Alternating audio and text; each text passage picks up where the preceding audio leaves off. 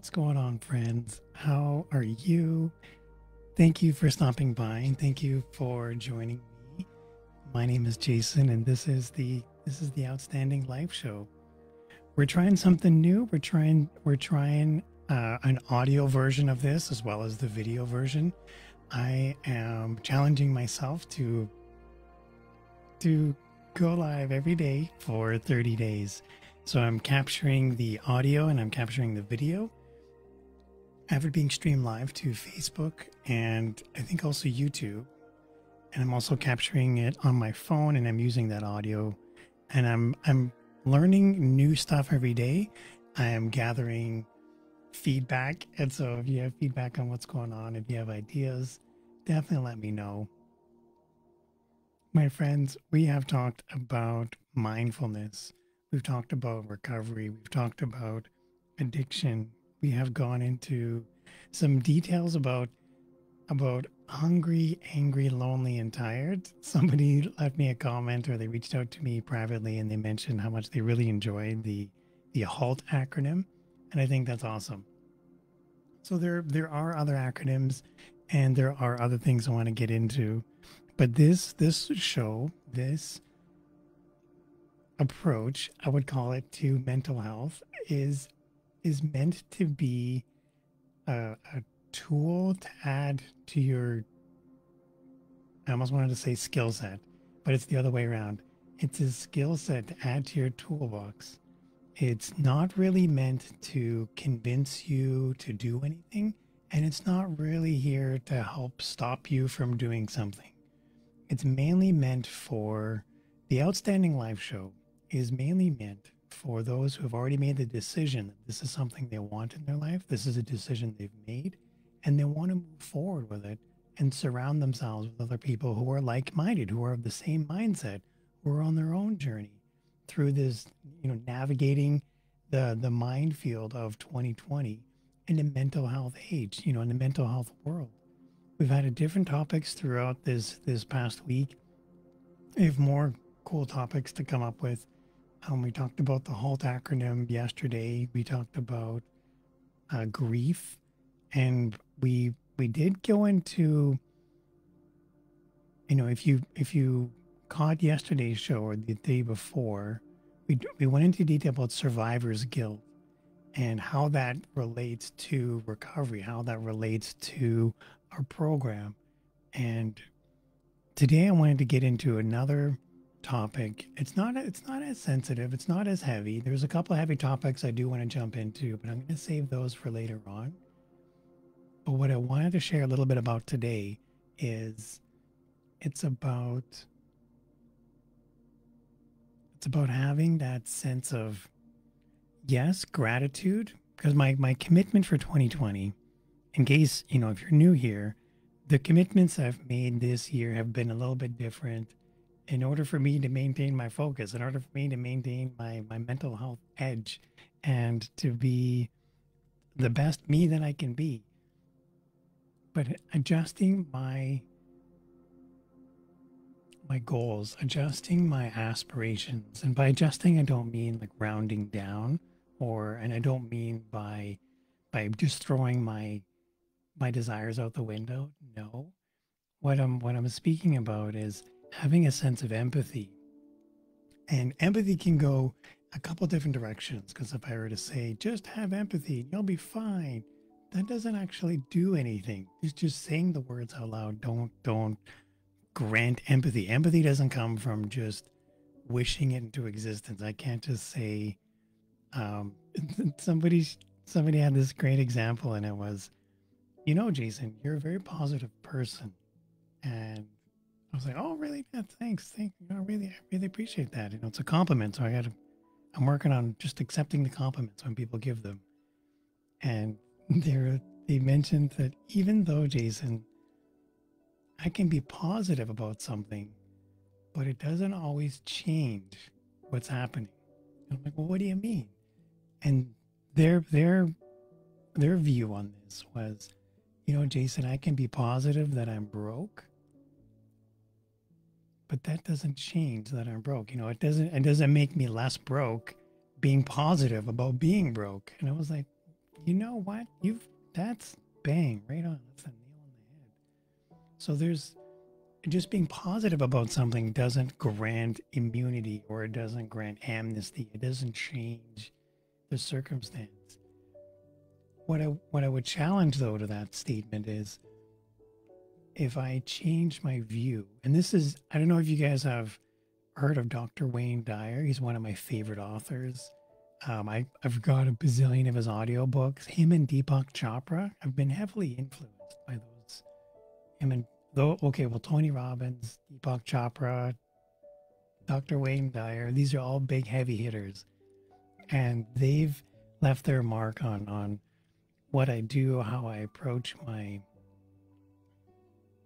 I want to see challenges, but it's also helped influence some of my mindsets. It's a I have to be I have to be fluid. I have to be malleable, transient almost, where uh, by sticking to by planting my feet in the ground, by drawing a line in the sand and having a high set of expectations, and things must be done in a in an op if I were to go and have an operating system, and if I were to reduce my life down to operating system 2.0 in my linear mindset, that life must work A, B, C goes in that order, and there's no other order that those things can go in. And if I just live my life according to those rules, I'm reducing my life in a way that life doesn't life doesn't fit in that little box, and it fills my life with stress, and it fills my life with anxiousness, anxiety. It introduces frustration and resentment. It's kind of like Yoda, where Yoda will say, you got to be careful about the dark side. You have to be careful about from rage comes hate. From the negativity spawns and then pretty soon you're a Sith Lord, and nobody wants to be a Sith Lord in 2020. There's got to be something else out there. So when I look at having a positive, rosy, was it the rose tinted glasses? If I were to just approach life and just say everything is happy, that doesn't make it happy. If I were to just say I'm going to be positive about something, it doesn't turn me into a positive person. That just means I'm introducing a positive spin on things, but that doesn't change the outcome. One thing I would like to do is also elaborate on, if I were to share, well, all you have to do is just have empathy. That doesn't introduce empathy by itself. Just calling upon it, kind of like those. What is it? You look in the mirror with the lights turned off, and then you say Bloody Mary 3 times in a row, and then Bloody Mary appears. Those were kid mindset. Those were kid, things we did as teenagers that we believe were true, and it didn't actually come true, but we like to believe that it was true. And being a kid, you grew up and you did kid things and you believed kid things, but we grow out of those mindsets, but we don't always let go of those beliefs. Where if I just tell you to be positive, it doesn't make you positive. Sometimes if I were to say, if I say it to the wrong person at the wrong time, you should really change your attitude, that can do the opposite effect on somebody. That can probably, there's times where if someone said that to me, I probably wouldn't be more positive. If somebody were to say, Jason, you should just be more positive. Whoa, right? Like there's certain things you just don't do. So when I were to share, all you have to do is just have empathy. That doesn't introduce more empathy. It doesn't spawn more empathy. So this introduces a new idea or a new conversation. What kind of environments would we need to create that spawn empathy? And let's not even leave it at just empathy. Let's not just call it empathy by itself. Let's say, what are other characteristics? What are some things that foster a solid foundation? What are some things that we can do to help create an environment of support? What does support look like? What does mental health sound look like? What does it mean to be positive? Does that mean I'm just positive that I'm broke and that's what positivity means? Well, no. And so in if there's no I want to remove the labels for just a minute, and I want to remove the years of childhood mentality where we've adopted these. And I'm not saying they're wrong. What I'm saying though is they may not be the best approach in a 2020 ever changing landscape. So having a fluid approach to these definitions can help us navigate in today's 2020. If you were to ask me in 2000, what is Jason in 2020 going to need? I wouldn't even know what I needed in 2000, much less how to be navigating, how to be malleable, how to have fluid empathy, or I heard this one, the what is it? There was this I signed up for that master class. Have you ever seen that? Well, the commercials, like click here and sign up the master class. And I watched this one master class, and it was by, hold on, I forget the name. It's gonna come to me now in like 20 minutes. But it was like one of these negotiators, and he had this topic and a lesson on tactical empathy. And that really pulled me in. That brought me into this idea of empathy doesn't mean that you agree with somebody, but it also doesn't mean that you disagree with somebody. Empathy just means that you recognize that there's another person in this conversation, and that person has feelings, and what they're feeling right now may not be the same thing as what you're feeling. So empathy itself doesn't mean that you condone something. It doesn't mean that you're against something. It just means you recognize the moment for what it is, and you recognize that emotion on both sides. Maybe there's more than one side, maybe there's several sides, but having empathy can mean more than just something you're saying to somebody. Having empathy doesn't mean you're just putting on a checklist and like, okay, you got empathy? Yes. Okay, check. Have you got positivity? Okay, let's go check that off too. Do you have a solid foundation? Okay, let's go ahead and check. Like, having a checklist about these things doesn't necessarily work. But what may work is having separate, tiny little things that add up to an environment of support that induces these behaviors, that induces these outcomes. And these are tangible things where, I mean, the idea of tactical empathy for me, I really like that thought. And what attracted me to that was I could see myself critiquing myself as an example, where I can beat myself up about something, and I can really, I don't know about you, but I can really get into my own head if I needed to. Like if I needed to wind myself up and really get under my skin, I know exactly what to say. I know exactly what I need to do to really take me from 0 to 60. That doesn't mean I need to do it though. And if I were to take a minute, take a step back, and if I were to breathe, I'm working on my breathing exercises. I signed up to that calm.com. And one thing they speak a lot about is taking time to recognize what we're feeling and just breathe. So I'm working on my breathing, and I'm taking a step back, and I recognize the parts of me that are feeling that emotion right then and there. It doesn't mean that I condone that feeling. It doesn't mean that I endorse it or support it. It just means I recognize, just like the weather. I don't know if you've noticed, but the weather's been so wonky in the past week, where it's been really warm, and then a week ago it was really cold. We had snow on the ground a week ago, and then it's like 21 degrees outside today in Canada. And so it's a wild swing to go from minus 20, like not minus 20, plus 20 to like minus whatever it was. So just like the weather can change so fast, so too can our emotions.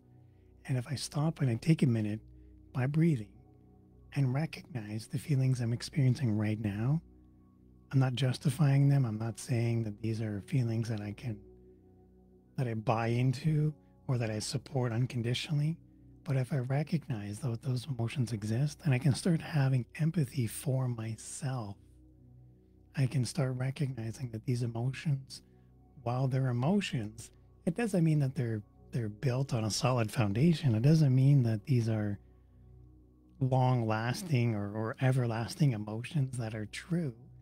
It just means I'm feeling kind of crummy right now. It just means that right now in this minute, it's maybe not the best time to go out and buy a car or start a relationship or buy a cat. I don't know. I'm just making stuff up now. But if I stop and I recognize how I'm feeling, what's causing me to feel this way, this is the beginnings of mapping out my emotions. And we've talked about this before in the past, but having empathy for myself allows me that flexibility.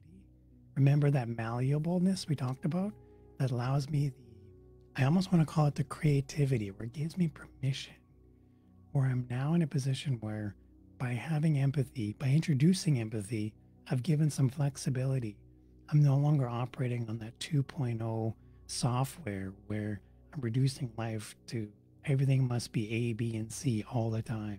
Because as soon as something doesn't fall on that A, B, and C all the time, I'm going to start to feel bad. I'm going to start to feel like I've let down.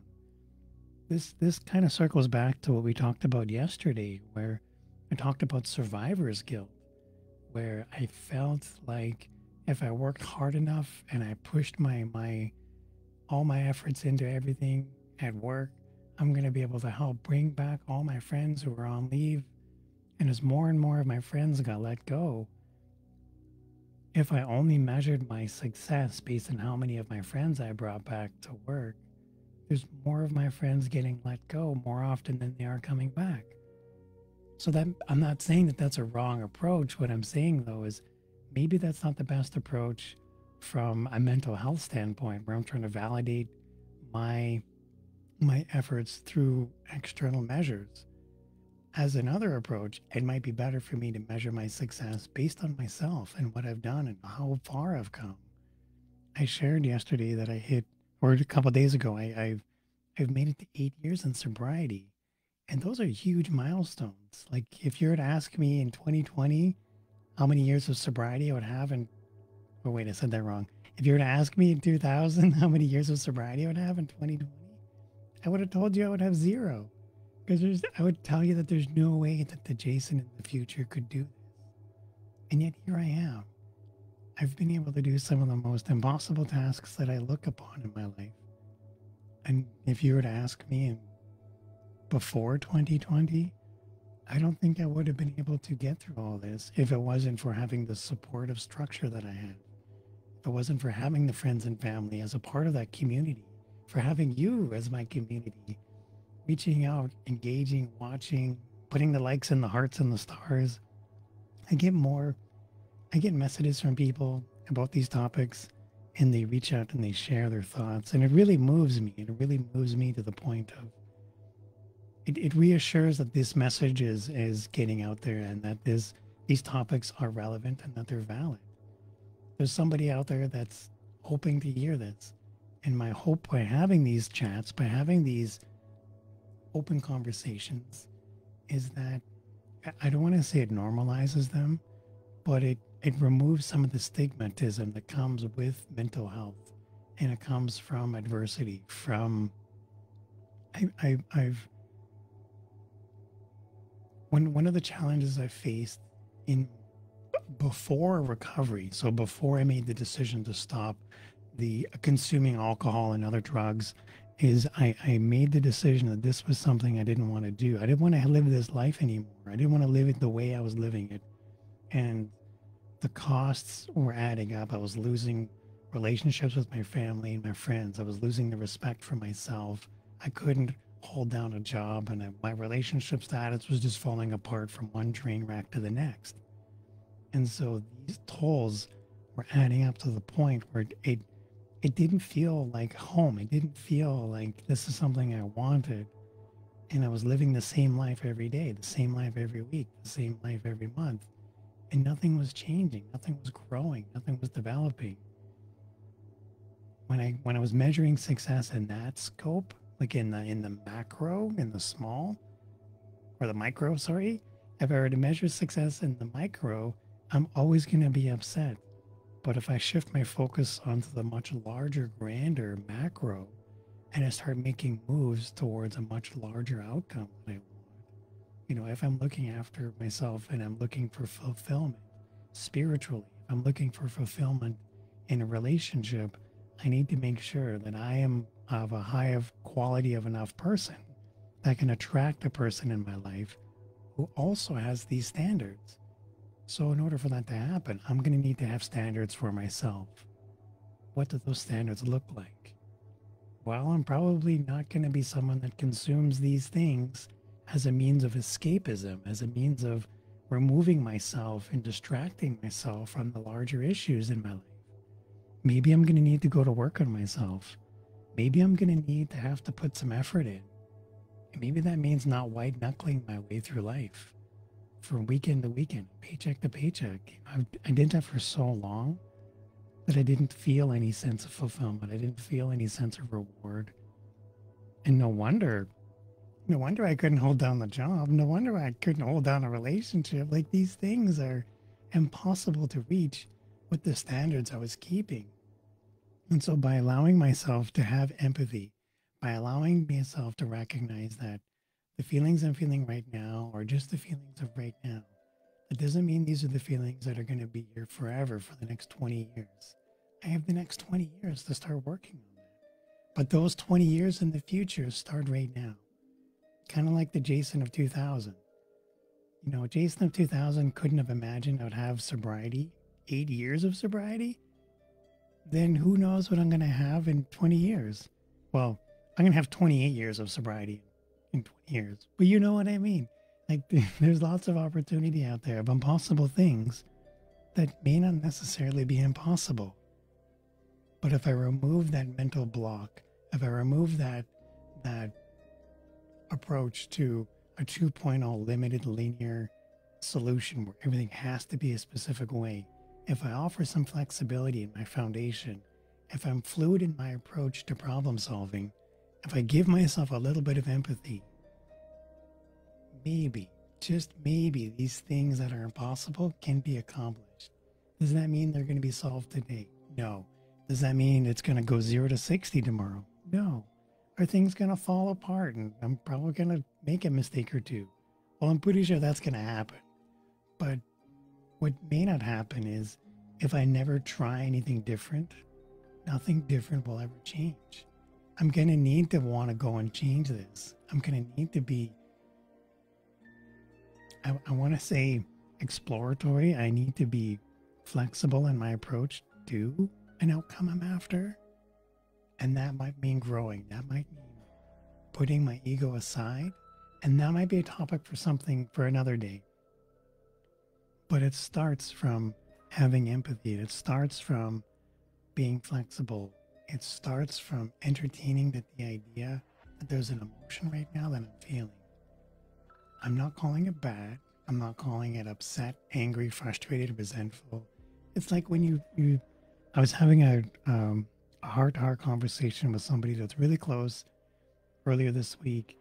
And when I was chatting with them, I could sense right away that they were having a rough time. They were having a bad day. And I wanted to give them the time to speak and share their thoughts, but I also wanted them to recognize that what they're feeling right now, it's okay to feel what they're feeling. And they recognize that it's not what they want. And they recognize that by giving them that flexibility, that room, we were able to then at least have a conversation where I'll need a minute and I know you need a minute. And there's lots of support out there. And from a mental health perspective, I didn't want to go and I don't want to say dismiss what they were feeling. So I wanted to make sure I was a part of that conversation. And I wanted them to know that their emotions are validated. And I know that's not the normal experience that we're having. It's not the normal conversation we would have. But by giving them that sense of empathy, by giving them what empathy meant for them is to be heard. And what empathy meant for me was to make sure that they were heard. And I wanted to have a normal conversation. I say normal, but something that wasn't so high strung or wound up. And, let's chat in a couple of days. Let's follow up and do a thermostat check. And I really care about you and I really care about how you feel. And it's important to me that you feel validated. And let's touch base. Let's make sure you're okay. And that really connected. That for me had an impact of this person needed that conversation.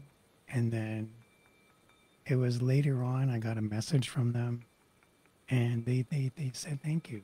They said, they're working on it and they wanted to let me know that they really appreciated it.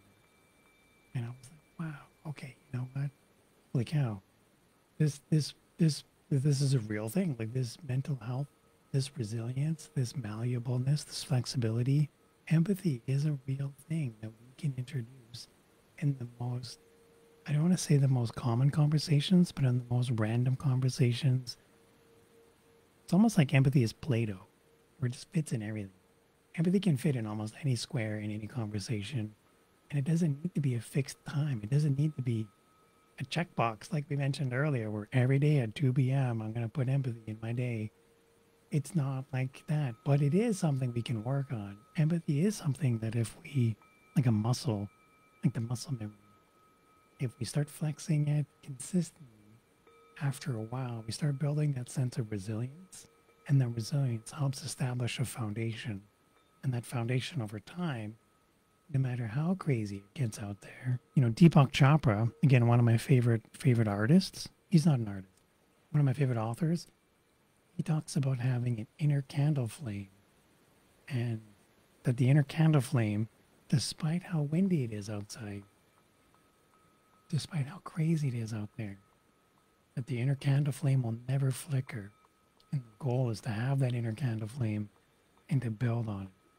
And it's really tiny in the beginning, but after a while, you can build that fire up. You can build that resilience up. You can build that muscle to the point where you can start offering that to other people. You can help light them. But that comes from recharging your batteries first. It's kind of like those masks where you're on a plane. It's been a while since I've been on a plane, where the flight attendant tells you before you put the mask on from someone else, make sure you put your own mask on first. Like empathy. You got to look out for yourself before you can help look after others. This was a pretty awesome conversation, friends. I really enjoyed this. Thank you so much for hanging out. And thank you for being a part of this conversation. I capture everything, and I'm doing this on a live video. I'm also capturing the audio for the podcast. I have if you ever want to follow up, I've got a link down at the bottom where it's sobriety.live/now. And this is just a list of links, and I've got the 30daysofcalm.com. It's absolutely free. If you click on it, it's just my gift to you. Calm.com just gave me this link that I can hand out. I get nothing from it, so it's totally up to you. Coursera even has a list of courses, and there's a whole mental health category there, and it's free until December 31st. So I've got that link there.